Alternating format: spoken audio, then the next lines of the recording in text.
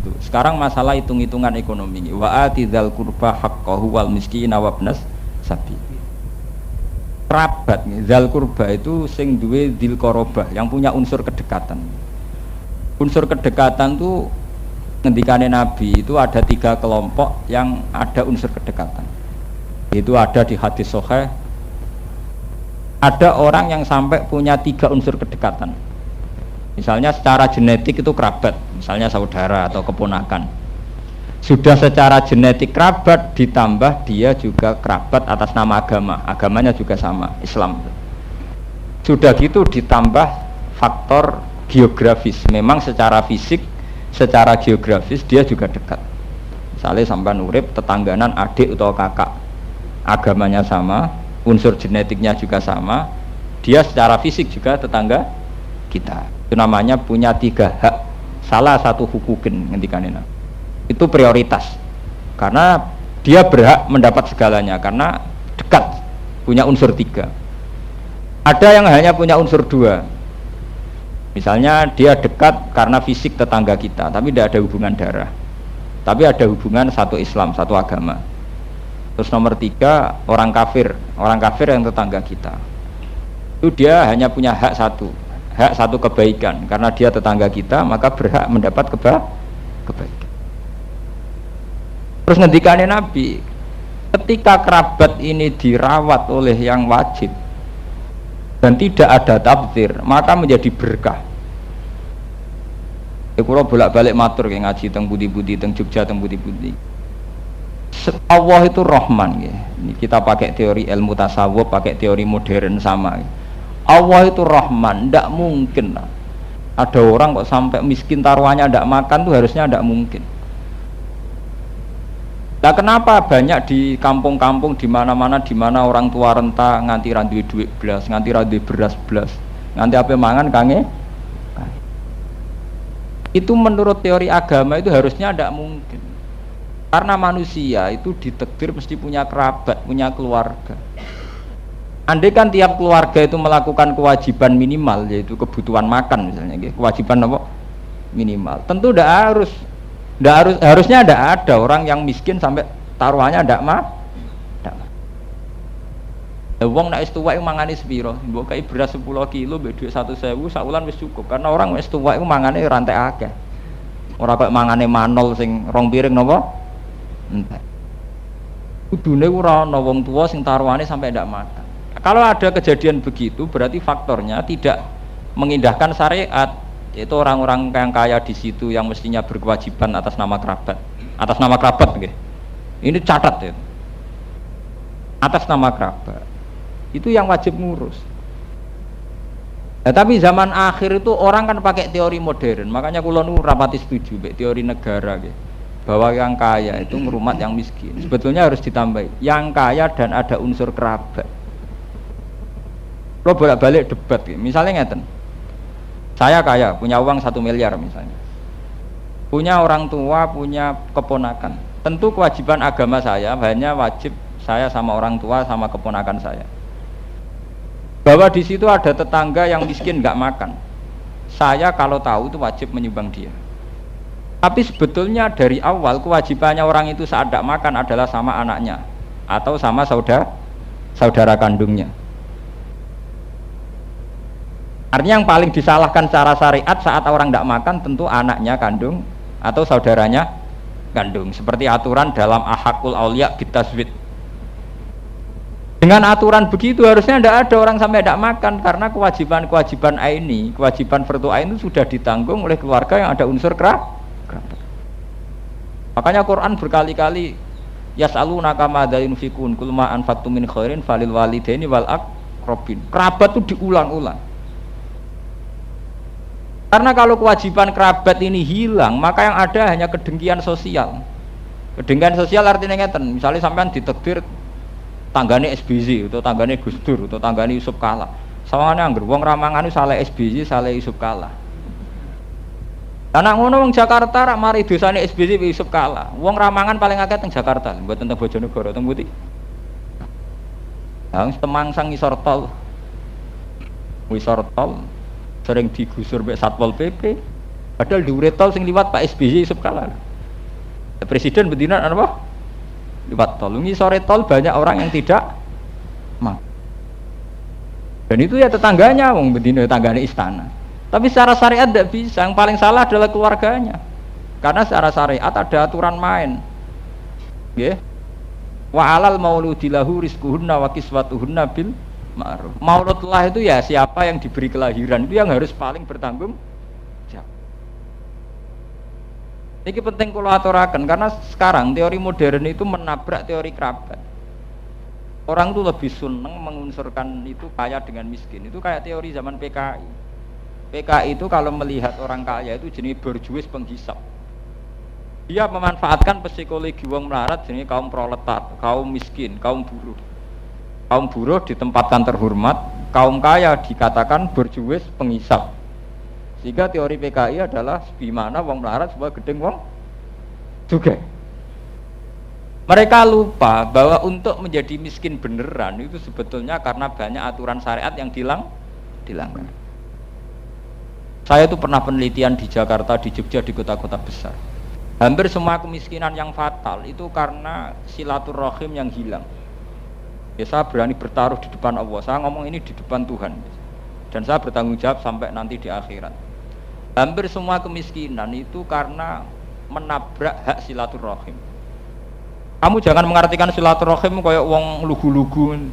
Silaturahim misanan didolani, pernah Pak D didolani ditutup, pernah Pak Lek, hanya itu. Silaturahim yang paling wajib adalah ya yang wajib kayak hubungan makan itu, yang pokok-pokok itu. Misalnya begini, sampean cek saja di Jakarta. Orang kok tidak miskin itu gimana? Mesti dimulai dari qatur rahim. Mesti itu, tidak mungkin, mesti. Sebab itu Kanjeng Nabi nak ngendikan masalah rahim itu ar-rahimu allaqatun fil arsi. Yaqulu ya Rabbi silni ma. Saya sambung sama orang wa asilu man asiluka, itu banyak di hadis-hadis sahih. Biasanya kan begini, seperti di Jakarta. Wong ning omah kecewa mbek bapake, mbek mboke, mbek padene, Pak Like pokoke kecewa. Duwe kenalan ning Jakarta. Ya sekedar kenalan kanca zaman SMA atau kanca ning gerdu apa kanca ning dalan. Kecewa pleng minggat. Minggat ning Jakarta. Jadi awalnya ke Jakarta wis nuruti ati gelo. Disember wong tuane, mbok dulure, mbok sanake, mbok de perkara ning desa pleng ning Jakarta, mbok ning Batam. Sing dituju itu hanya seorang kenalan, paham ya? Seorang sak loyal-loyale kanca kenalan nak mestine jek loyal wong tuane. Pleng ning kono kenalan.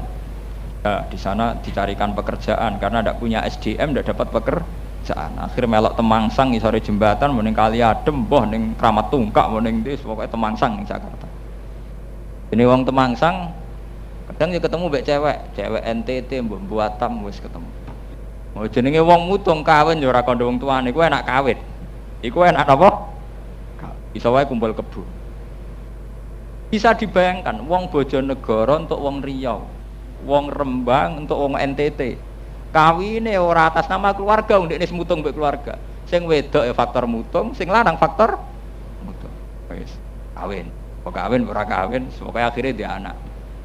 Duwe anak namanya orang rumah tangga itu kan rawan masalah. Dasar wong pedotan kabeh. Bareng ono masalah kita asli ini pedotan, sitok minggat pleng, sitok minggat. Akhirnya anaknya yang jadi anak jalan. Lu miskin kayak ini setelah miskin memang kita kasihan. Secara syariat setelah nyatanya miskin kita kasihan. Tapi jangan salahkan agama bahwa mereka untuk jadi miskin kayak itu tentu ada proses syariat yang dilanggar. Itu membuktikan bahwa syariat itu mestinya mensejahterakan. Andai kan kita kawin secara normal dengan seizin keluarga, andai kan kita mencari pekerjaan normal, tidak nurusi mutung, mungkin hasilnya tidak sefatal itu. Kalaupun kita miskin tidak sefatal itu. Sudah keluarga mangkel mergo lungane minggat, negara ya mangkel mergo dianggap penghuni liar ning trotoar ning tol. Masyarakat Jakarta Betawi mangkele ya ora karuan.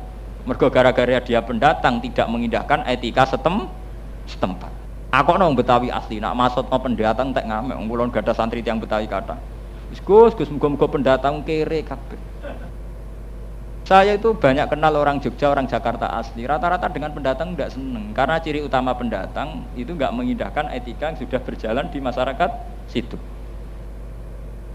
Paham ya? Karena dia mentang-mentang pendatang.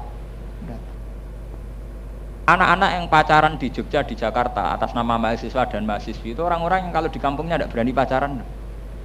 Karena di kampung ada etika lanang wedok gonjekan teman-teman rapan, maghrib metu rapan. Tapi karena dia di daerah orang, enak aja maghrib pacaran. Kadang padahal mahasiswa Universitas Islam, kadang kok sarjana Islam. Itu artinya apa? Masyarakat setempat situ sebenarnya punya etika maghrib oleh pacaran misalnya. Tapi karena dia pendatang, enak saja melang. Orang Jawa nih mergo ora disawang tong. Berarti berapa pelanggaran yang dilakukan pendatang? Sudah lungane minggat, engkau neng daerah tertuju juga moralnya seenaknya. Bagi negara juga problem karena dia hidup di tempat-tempat umum. Coba gara-gara orang-orang begini itu negara rugi miliaran. Sampeyan kok tangklet, kok saged Gus wong nggone nganggur nganti rugi miliaran. Negara gara-gara ada kasus kayak begini akhirnya nggawe Satpol PP, mbayari Satpol PP se Indonesia itu miliaran.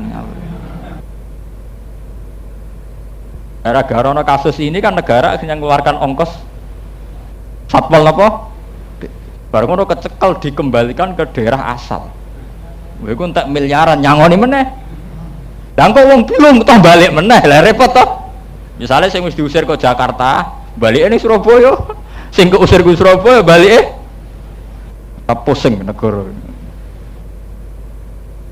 Saya bukan anti orang yang demikian, enggak. Kita support. Setelah mereka kenyataannya miskin, kita support. Kita beri semangat, kita beri harapan.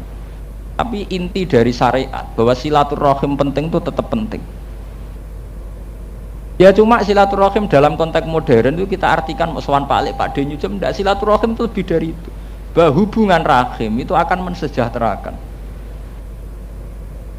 Sudah sampai kita ke Jakarta mergo muto, kok nanti di Jakarta ketemu kenalan. Kan lucu ya, kita kecewa sama orang tua, bela-bela nih minggat demi mau sebuah kenalan ning kono ya kerjaane ra tetap. Akhirnya temangsang nih Jakarta, temangsang nih Jogja. Saya tuh teman akrab ya, sama direktur anak hilang di Jogja itu kebetulan teman akrab saya. Hampir anak-anak jalanan di Jogja itu kasusnya kayak itu. Bapake wong NTT, mboke wong Pekalongan, dan mboke wong Indramayu, bapake wong Batam. Wawen ya pelang-pelang kuwi anak kawin.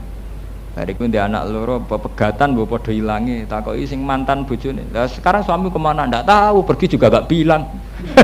Ora repot. Anake ditakoki, "Bapakmu mana?" Kayak kecilnya sih saya pernah tahu itu, tapi entah sekarang kemah. Ada wong dalanan, terus diceblokno ning Yogyakarta, diceblokno ning Jakarta. Akhirnya melahirkan banyak pengamen, banyak kriminalitas, banyak tempat-tempat yang macam. Makanya kalau bilang ya, bahwa teori Quran tentang dzil qurba atau dzil qoroba itu harus kita tegakkan. Bahwa sesuatu yang ada unsur kerabat itu harus kita tegakkan. Nah, caranya gimana? Itu tadi kita memperkuat standar minimal berkeluarga, minimal kawin itu diketahui. Misalnya dalam era modern di sini wong tua itu abot, kalau kadang wong tua ora berkenan, minimal diketahui bahwa kita kawin dengan si A, kita kawin dengan si B, ini minimal keluarga tahu. Dari tahu ini kan kita lumayan, artinya bisa diakses. Cara saat ini sakit apa? Diakses. Tapi kalau sudah tidak tahu ini repot. Nah, bangsa Indonesia itu diributkan oleh orang-orang ini, orang-orang yang nggak jelas ini. Kemudian menjadi beban negara, beban masyarakat. Ya kayak gembel-gembel di Jakarta, di Surabaya, masyarakat setempat gerutu. Lah udah gerutu sebuti, misalnya dekat Masjid Istiqlal, dekat Masjid Kemayoran Surabaya, masyarakat setempat wae maghrib do macak santri kepengen sholat. Ngomong pendatang enak ae nyabu di pinggir jalan. Dia tidak merasa perlu kena etika, kan gak sungkan tuh ngerasa kenal. Sudah menjadi beban negara, ya menjadi problem masyarakat Coba kalau sampean nggak percaya, lihat TV Sidul itu. Orang Betawi itu kayak gitu religiusnya. Wong ra salatnya nak mlebu wong salam. Assalamualaikum. Saking religiusnya masyarakat putih Betawi. Mereka punya acara tibaan, acara nyekar di kuburan. Sekarang bandingkan dengan pendatang Jakarta, masyarakat Betawi asli ya kayak yang digambarkan Sidul itu. Gara-gara pendatang Jakarta kuacoba Coba kemarin kayak Rembug Betawi. Rembug Betawi itu masyarakat Betawi yang masih asli, punya organisasi. Termasuk proyeknya apa? Ngusir Inul, ngusir penyanyi-penyanyi yang dianggap mengkotori Jakarta. Itu bukti bahwa pola pikir orang Betawi itu religius, Pak. Bayangkan kalau sama Inul begitu, kayak apa dengan PSK yang berkeliaran di Jakarta.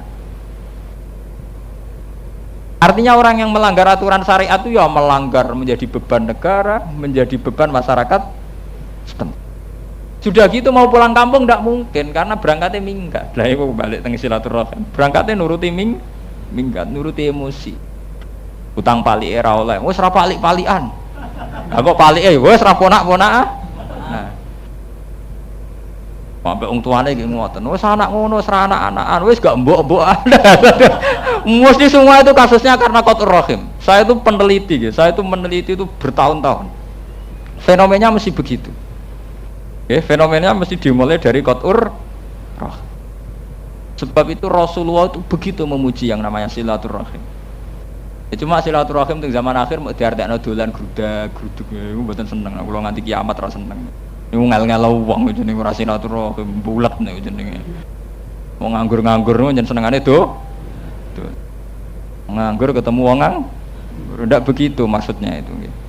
Terus ini kalau tekanakan bahwa semua kriminalitas atau semua problem-problem sosial itu dimulai dari qatur. Sehingga ada hadis sahih, innar rahim mu'allaqatun fil arsy.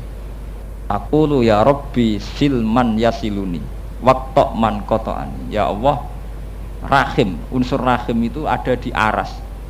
Selalu berdoa, ya Allah, siapa yang menyambung saya jenengan sambung, yang memutus saya jenengan putus. Sampai Nabi ngendikan silaturahim tazidu fil umri. Orang yang sering silaturahim itu umurnya tambah. Sebagian riwayat wa tazidu fil rizki, juga nambah napa? Rizki. Cuma jangan artikan silaturahim model kampungan, modelan geruduk-geruduk boten. Coba andai kan kita hidup di kampung, misalnya di kampung sini di Sentul. Karena silaturahimnya baik, minimal pernah ponaan gak minggat, pernah Pak D gak minggat, pernah Pak Le gak minggat. Dari kekuatan tidak minggat ini tuh sudah terhimpun satu komunitas keluarga, meskipun gak harus rukun-rukun amat nih. Tapi dari kumpul saja terhimpun satu kekuatan yang bisa bikin komunitas pekerjaan, komunitas kelan, komunitas ras. Tapi kalau terjerai-berai, pernah ponaan minggat ning Batam, boh. Barang mulai setahun pisan mulai lagi saya manggon di kok Pak D Jakarta lah ini ning dia setahun pertama teng Jakarta badan niku teng Batam niki badhe dijak teng Malaysia. Waduh Pak D ne ora alamate lagi melok sapa kenalan wong kabare wong NTT wong NTB boh ketemu ning Pap bareng ngono nggawa cah wedok bocah wis ora roh sopan santun bocah ndi ora jel terus berarti periode ponaan ini cek konangan jenenge sapa mergo pancen tanggam ponaan tepaan tanggam periode anake ponaan wis gak kok roh piye untuk wong NTT NTB bareng berarti kawin berarti kawin silang engko mbok teko cerita mbek Pak D ne aku duwe anak loro Pak D wah anakmu lha yo sing ponaan sing loro iki wonge raine piye ora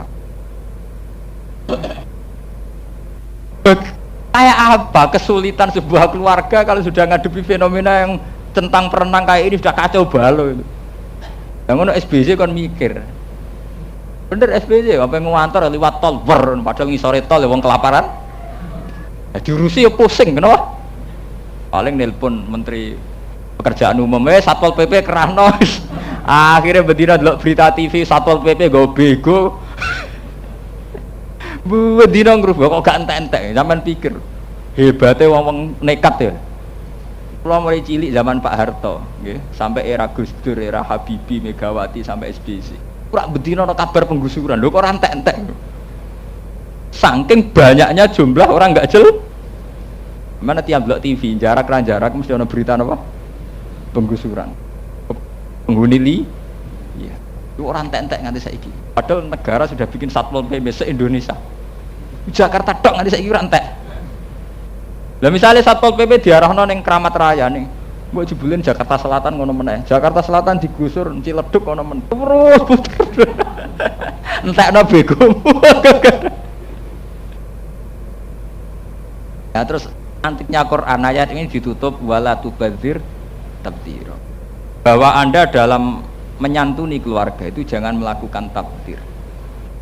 Jadi kalau nate maca teng hadis sahih, harusnya dalam keluarga itu sederhana karena ngendikane Nabi ta'amul wahid yakfi isnain wa ta'amusnaini yakfi arba'atan.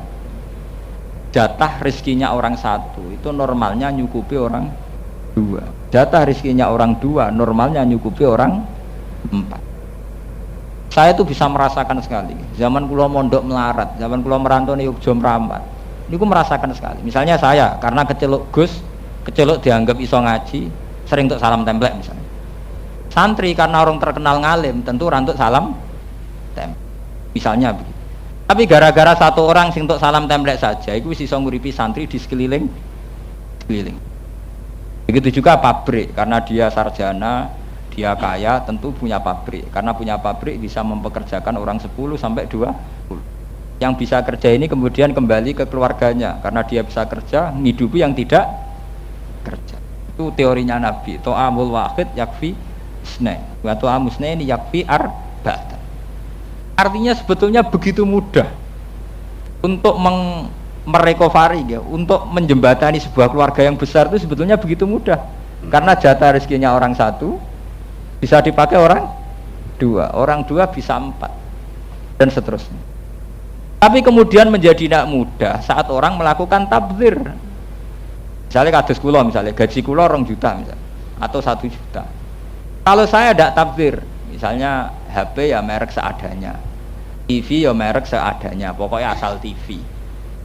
Ya akhirnya kan bisa ngerumat mungkin santri atau keluarga. Coba kalau saya tabdzir misalnya, bayaran 2 juta wae, TV ini merek terkini, HP ini ya merek terkini, antena TV ini ya merek terkini. Ya serang ngarah iso ngrumat keluarga nih, mesti kurang emin. Berarti menjadi sirinya, menjadi hikmah bahwa kekurangan itu dimulai dari tabdzir. Kalau gak ada tonggo-tonggo nak sing kerja teng Malaysia teng putih-putih ngoten. Di duit 10 juta, itu nak mulai ora ditukokno sapi tas sawah. Mesti bibat senengane. Bibat, TV, CD, ambek parabo. Kok iso nyukupi keluargane piye? Wong TV ku ya mangan listrik. Mbok CD ya mangan listrik, mangan kaset. Padahal dengan di tradisi TV, CD, parabola tingkat penganggurannya juga tinggi. Dadekno wong sering ndelok TV gak bar. Akhirnya listriknya bengkak. Mbok tuku bibet sing larang. Wis ngono riya. Wong perabotan bola pecah didakok ruang tamu. Bola pecah urusan pawon kok didakokno mutake lho. Nek saking riya iki ya ora ngarah. Artinya karena tradisi beli bifet, bola pecah, TV, CD itu berapa tingkat jeblongnya nih, secara ekonomi. Hal yang andekan ditukokno beras satu keluarga makan, yang andekan dibelikan sapi atau kambing ke depan mungkin anak putune diwarisan gara-gara periode bapak senengane tuku elektronik. Ya sampean pikir, misalnya uang 10 juta, taruh saja yang 6 juta untuk beli sapi Brahman misalnya, itu 4 tahun kemudian tuh nilainya sudah 40 juta. Hanya dia gelem ngalah sidik, ngekang nafsunya, ya, ngekang nafsunya dibelikan sapi Brahman misalnya. Daripada 10 juta tuku TV terkini, HP terkini, parabola terkini, akhirnya ludes. Mana Quran ngenyak mubadir itu balane setan. Karena ternyata diam-diam dari tabdzir ini melahirkan kemiskinan yang akut. Bukan sekedar miskin, kemiskinan yang akut. Uang 10 juta yang harusnya andekan dibelikan sapi 4 tahun kemudian menjadi anak pinak, hanya karena nuruti nafsu selera alat elektronik, hancur. Mulai